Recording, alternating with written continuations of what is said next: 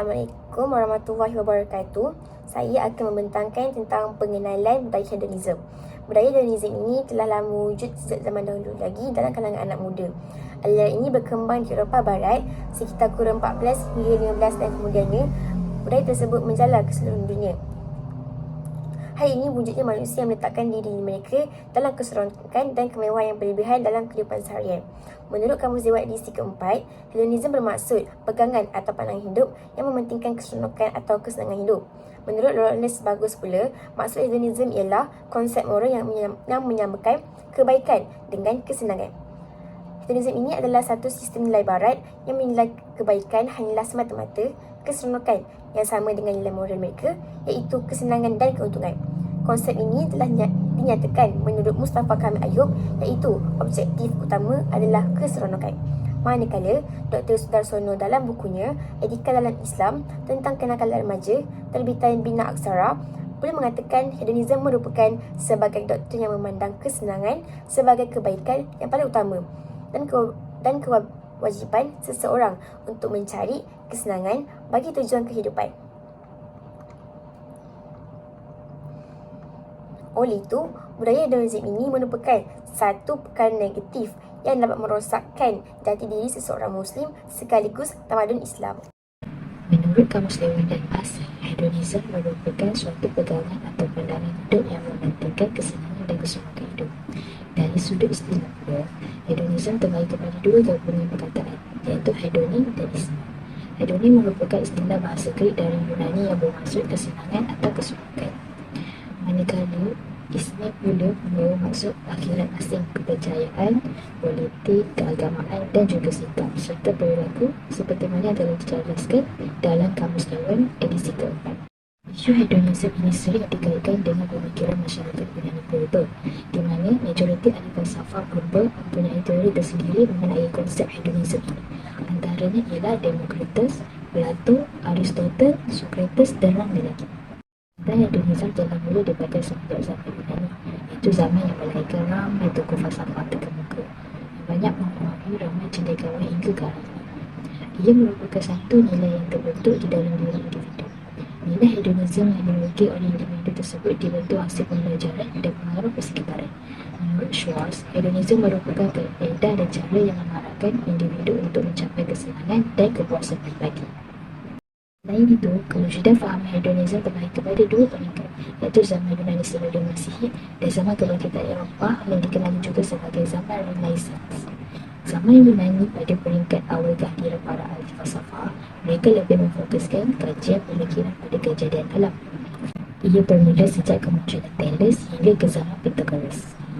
Falsafah mereka lebih terarah kepada pembentukan alam, dan antara persoalan yang difikirkan ialah bagaimana terjadi dan terbentuknya alam ini. Hingga pada tahun 460 sebelum Masihi, apabila munculnya Democritus yang membawa perubahan pemikiran.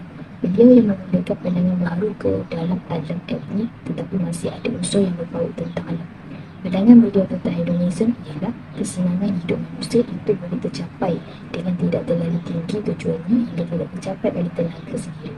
Apabila tujuan kesenangan hidup itu melebihi kemampuan yang ada pada dirinya, secara tidak langsung ia akan mengakibatkan kemudaratan dan jauh dari kesenangan hidup.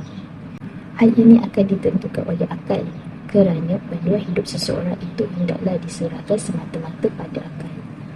Beliau melihat kesenangan hidup itu bukan pengaruh dari kesenangan luaran atau fizikal, tetapi ia harus bersesuaian dengan akal, kerana kesenangan pada fizikal ia hanya sebagai alat perangsang bagi berkembangnya intelektual akal manusia. Menurutnya lagi, akal merupakan awalan dan penghabisan. Siapa yang berpedoman dengan akal, maka hidupnya akan selamat.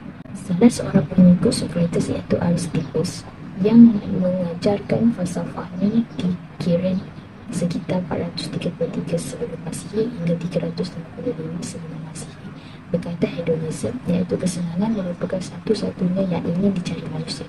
Kesenangan boleh didapati langsung dari panca indera. Orang yang bijaksana selalu akan mengusahakan kesenangan sebanyak-banyaknya. Sebaliknya, ia selalu akan menjauhkan diri daripada kesakitan. Seterusnya apakah punca berlakunya hedonisme dalam kalangan remaja dan apakah sebab ia semakin berleluasa dalam kalangan remaja pada zaman kini?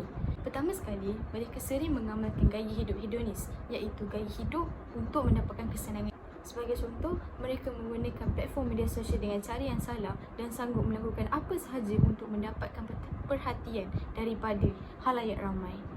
Hal ini tak sepatutnya berlaku kerana media sosial wujud untuk membantu kita berkomunikasi dengan lebih mudah dan mendapatkan info-info penting tentang kehidupan harian kita. Media sosial memberikan impak yang besar kepada kita sebagai umat Islam, sama ada secara positif atau sebaliknya. Secara kasar, ia merupakan satu platform yang melalaikan dan membuatkan kita lupa akan tanggungjawab kita sebagai seorang umat Islam. Selain itu, remaja pada zaman kini juga sanggup melakukan apa sahaja untuk mendapatkan perhatian daripada khalayak ramai, walaupun ia akan menjatuhkan imej dan akan menjatuhkan maruah mereka sebagai umat Islam. Di samping itu, media sosial juga menggalakkan seseorang itu untuk bersifat terlampau terbuka. Mereka akan berkongsi apa sahaja tentang kehidupan harian mereka kepada khalayak ramai. Disebabkan hal ini, terdapat segelintir individu yang bersifat iri hati dan tidak puas hati akan melakukan perkara-perkara yang syirik. Mereka sanggup melakukan perkara-perkara yang syirik walaupun sesama agama.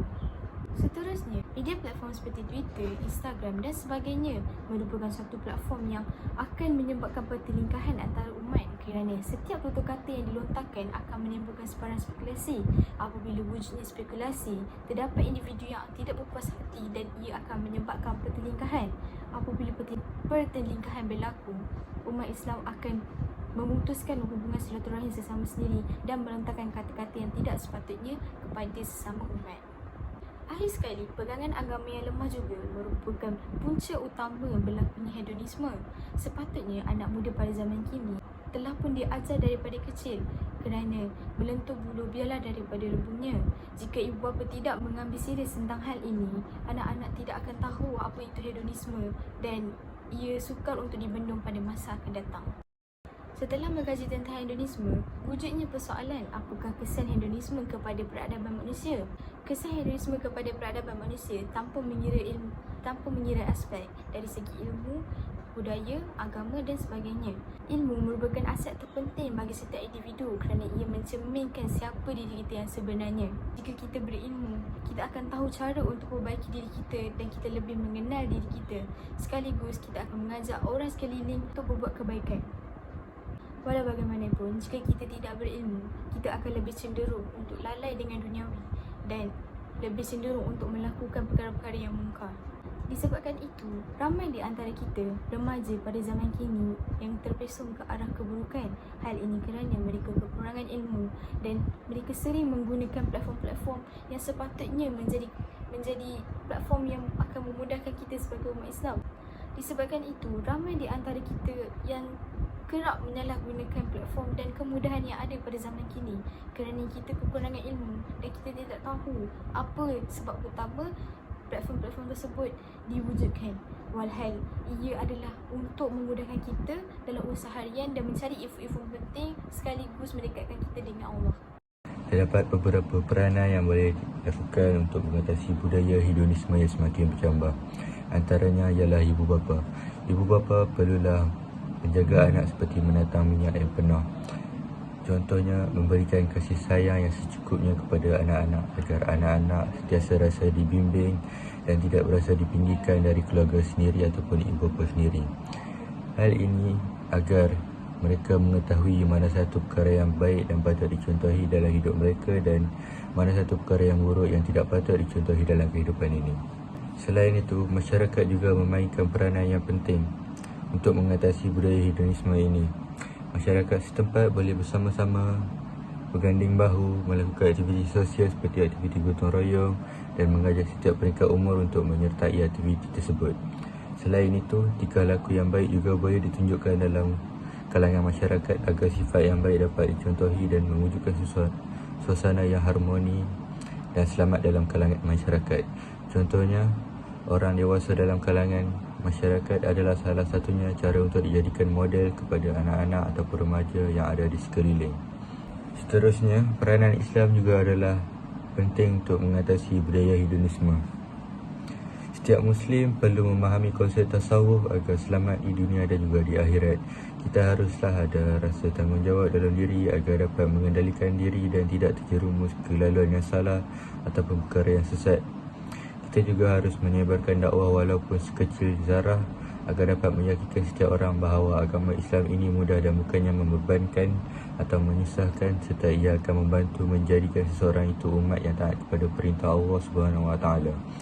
Selain itu, Islam juga mengajarkan bahawa kehidupan di dunia ini hanyalah sementara dan yang terpenting adalah persiapan diri setiap umat untuk kehidupan akhirat. Kita perlulah beribadah kepada Allah Subhanahu Wa Taala agar hidup sentiasa dirahmati.